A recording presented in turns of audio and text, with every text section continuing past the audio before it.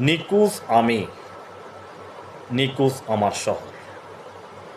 চারপাশে মানুষ আছে, তবু নিজেকে যেন খুঁজে পাই না আর।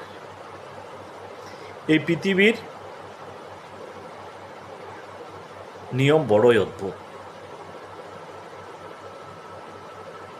কেউ ভালো থাকতে থাকতে ক্লান্ত, আবার কেউ ভালো থাকার অভিনয় করতে করতে ক্লান্ত।